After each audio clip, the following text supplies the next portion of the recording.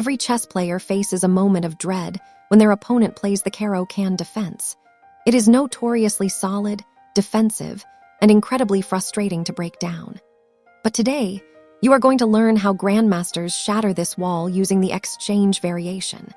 This isn't just an opening tutorial. This is a masterclass in psychological warfare on the chessboard. The story opens with white claiming central space with pawn to e4. Black instantly signals their defensive intentions with pawn to c6. White takes full control of the center with pawn to d4, and black strikes back with pawn to d5, challenging the white center. Instead of entering the chaotic main lines, white chooses a deeply positional chess strategy.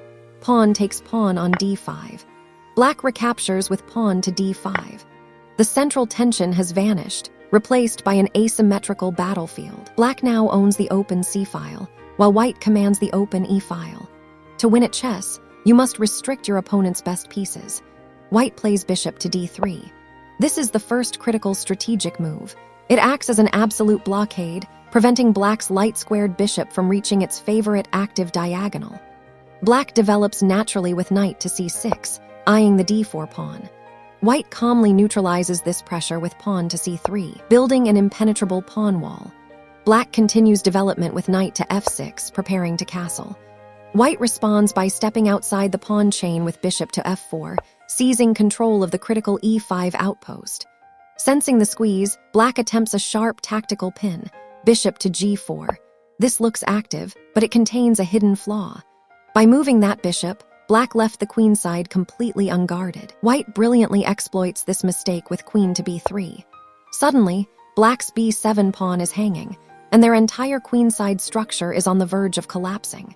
Black is forced into an awkward, passive retreat, playing queen to d7 just to keep the position alive. White refuses to rush, smoothly developing knight to d2, connecting the pieces. Black plays pawn to e6, trying to liberate their remaining pieces. Now, white sets the ultimate trap, knight to f3. The threat is terrifying.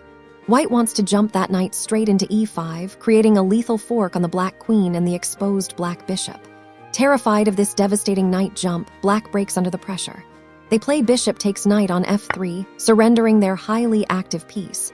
White calmly recaptures with knight takes bishop on f3. Look at this final position. By forcing black to trade, white has captured the ultimate chess prize, the bishop pair. White's two bishops now slice through the board like twin swords, while white retains an iron grip on the central e5 square.